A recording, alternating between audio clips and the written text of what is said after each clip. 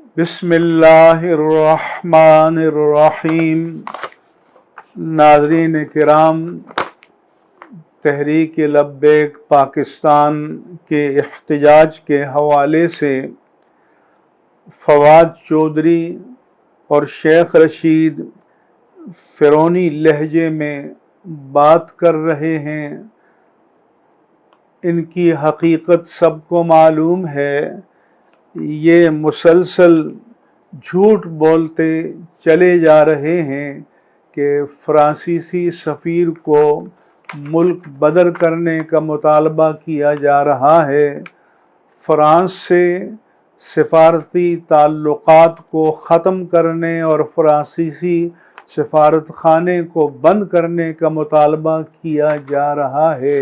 یہ سراسر کذب ہے، جھوٹ ہے اور بہتان ہے، کیونکہ آخری معاہدہ جو حکومت اور تحریک لبیک کی قیادت کے درمیان ہوا، اس میں فقط یہ مطالبہ شامل ہے کہ اس مسئلے کو پارلیمنٹ میں پیش کیا جائے، اور ایک دن پہلے تحریک لبیک کی شورا کے رکن مولانا سید سرور شاہ سیفی نے ریلی سے خطاب کرتے ہوئے کہا، ہم پارلیمنٹ کے فیصلے کو تسلیم کریں گے، لیکن اس حقیقت کو بیان کرنے کے بجائے کذب بیانی کی جا رہی ہے اور مسلسل جھوٹ بولا جا رہا ہے۔ اس کے ساتھ ساتھ میں یہ بھی کہوں گا کہ ٹی ٹی پی سے مذاکرات کی بھیک مانگنے والوں کو تحریک لبیک پاکستان کا نام لیتے ہوئے شرم آنی چاہیے۔ یہ لوگ محب وطن ہیں، یہ لوگ پاکستان کے وفادار ہیں، یہ لوگ عاشقان رسول ہیں اور یہ لوگ نہتے ہیں۔ اس لیے ان پر جھوٹے الزام لگانا یہ قطعاً آئینی، قانونی اور شرعی طور پر ناجائز ہے۔ اس کے ساتھ ساتھ میں وزیر اعظم پاکستان اور چیف آف آرمی اسٹاف سے اپیل کرتا ہوں کہ اس مسئلے کو حل کرنے کے لیے سنجیدہ حضرات پر مذاکراتی کمیٹی تشکیل دی جائے۔ میں جناب شاہ محمود قریشی، جناب اسد عمر اور جناب پرویز خٹک کے نام تجویز کروں گا کہ یہ سنجیدہ لوگ ہیں، انہیں اپنی زبان و بیان پر کنٹرول ہے۔ شیخ رشید اور فواد چودھری کی طرح ان کے منہ میں بواسیر نہیں ہے کہ جو آئے بکتے چلے جائیں اور جس کو چاہیں ملک کا غدار قرار دے دیں۔ کوئی ہمیں بتائے کہ جب یوٹیلیٹی بلز کو ڈی چوک پر جلایا جا رہا تھا، قوم کو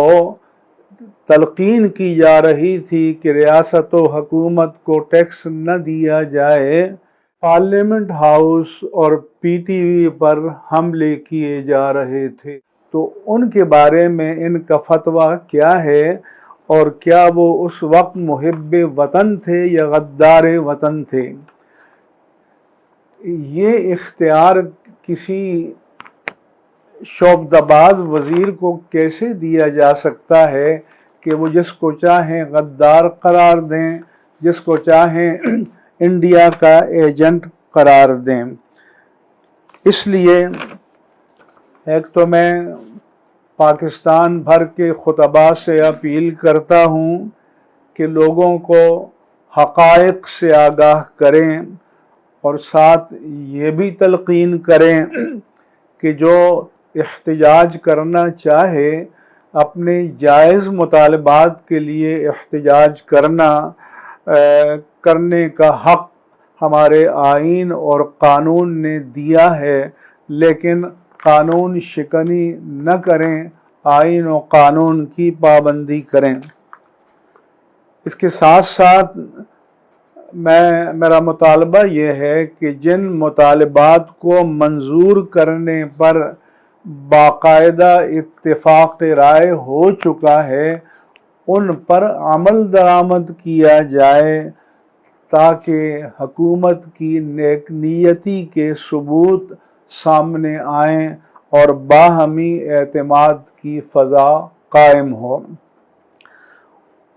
جن مطالبات کے منظور کرنے پر اتفاق ہوا ہے وہ یہ ہیں کہ ٹی ایل پی کے امیر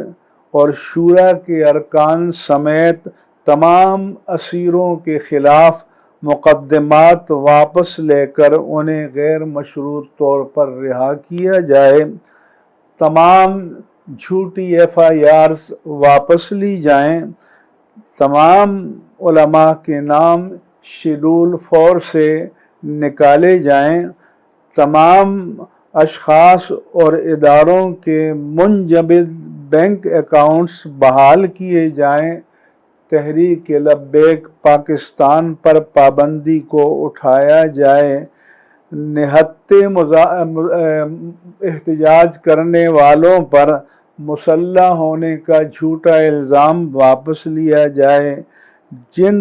وزراء کے منہ کو بواسیر لگی ہے انہیں لگام دیا جائے اور معاہدے کے مطابق پارلیمنٹ میں اس مسئلے پر بحث کی جائے۔ ان چیزوں پر باقاعدہ دستخط موجود ہیں اور معاہدے ہو چکے ہیں۔ اس کے ساتھ ساتھ میں یہ بھی گزارش کروں گا کہ طاقت کا استعمال حکومت کا اختیار ہے، ہر حکومت کے پاس طاقت موجود ہوتی ہے، لیکن اپنے عوام کے خلاف طاقت کا استعمال کرنا کسی بھی دستوری، آئینی اور قانونی حکومت کے لیے باعث افتخار نہیں ہوتا۔ خدا نخواستہ کسی بے احتیاطی کے نتیجے میں بے قصور لوگوں کی جانیں چلی جائیں تو یہ زخم لوگوں کے دلوں میں پر اور روحوں پر ثبت ہوں گے اور بھلائے نہیں جا سکیں گے۔ ہم اس ملک میں فساد نہیں چاہتے، امن چاہتے ہیں، انتشار نہیں چاہتے، استحکام چاہتے ہیں۔ ملک پہلے ہی طرح طرح کے مسائل سے دوچار ہے، سیاسی انتشار ہے، اقتصادی بدحالی ہے، عالمی طاقتوں کے ساتھ ہمیں مسائل درپیش ہیں، ہمارے گرد و پیش میں مسائل ہیں، اس لیے نئے مسائل جنم دینا یہ کوئی دانش مندی نہیں ہے، فراست نہیں ہے، حکمت نہیں ہے، تدبیر نہیں ہے۔ اس لیے ان سارے معاملات کو احسن طریقے سے حل کیا جائے اور ٹی ایل پی کی قیادت کو آزاد کر کے باوقار انداز میں ایک جگہ جمع کیا جائے اور ان کے ساتھ جن سنجیدہ وفاقی وزراء کے نام میں نے تجویز کیے ہیں ان کو آگے بڑھایا جائے کہ وہ مذاکرات کریں، طے شدہ امور پر عمل درآمد کی ضمانت دیں اور تاکہ جو احتجاج کے لیے میدان عمل میں آئے ہوئے ہیں وہ ملک و وطن کی سلامتی کے لیے دعائیں کرتے ہوئے امن و امان کے ساتھ اپنے گھروں کو واپس جائیں۔ اور ان حضرات نے نوجوان نسل میں جو اللہ اور اس کے رسول کی محبت کے جذبات پیدا کیے ہیں ان کا کوئی منفی استعمال نہ ہو، مثبت استعمال ہو، ملک کے مفاد میں، دین کے مفاد میں ان کا استعمال ہونا چاہیے۔